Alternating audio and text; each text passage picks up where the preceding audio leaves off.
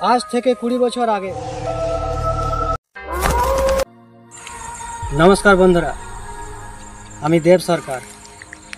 আপনারা এখনই দেখলেন যে জায়গাটা, এই জায়গাটার একটা ইতিহাস আছে, একটা গল্প আছে। শুধু গল্প নয়, একটা সত্য ঘটনা আছে।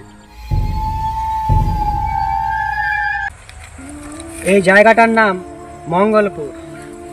লোকে বলে মঙ্গলপুরের ভয়ঙ্কর জঙ্গল। এই জায়গাটা যা আপনারা দেখলেন রানীগঞ্জ থেকে 10 কিলোমিটার দূরে অবস্থিত।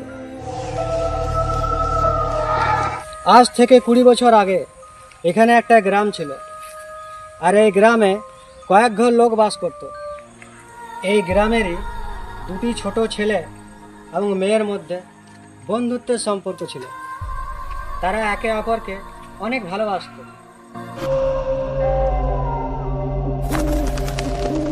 মেয়েটি ছিল ধনী পরিবারের, আর ছেলেটি ছিল খুবই গরিব পরিবারের ছেলে।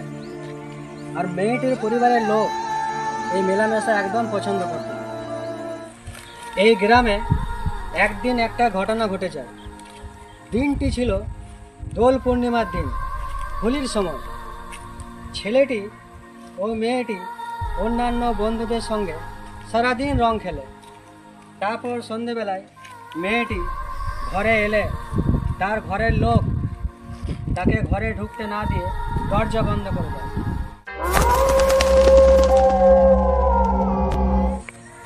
তখন মেয়েটি ঘর থেকে একটু দূরে গিয়ে একটি গাছের তলায় বসে কাঁদতে কাঁদতে ঘুমিয়ে পড়ে।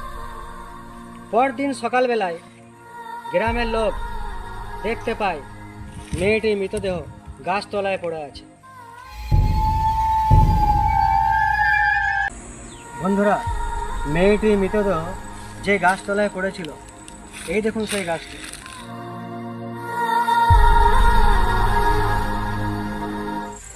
তারপর থেকে এই গ্রামে বিভিন্ন ঘটনা ঘটতে শুরু হয়। গ্রামের লোক আর এই গ্রামে বাস করতে পারে না। তারা গ্রাম ছেড়ে, ঘর বাড়ি ছেড়ে সবাই চলে যায়। আশেপাশে গ্রামের লোকজন বলে রাত্রেবেলায় এখান থেকে কান্নার আওয়াজ তারা শুনতে পায়, কাউকে হাঁটাচলা করতেও দেখা যায়। তাই গ্রামের লোক এদিকে আর কেউ আসে না। বন্ধুরা, আজ আমরা দিনের বেলায় এখানে এসেছি, একদিন রাত্রেবেলায় আমরা এখানে আসবো, দেখবো এখানে কি ঘটে। লোকজন যা বলে তা সত্য না মিথ্যা। তাহলে আজ এই পর্যন্তই। নমস্কার, বাই।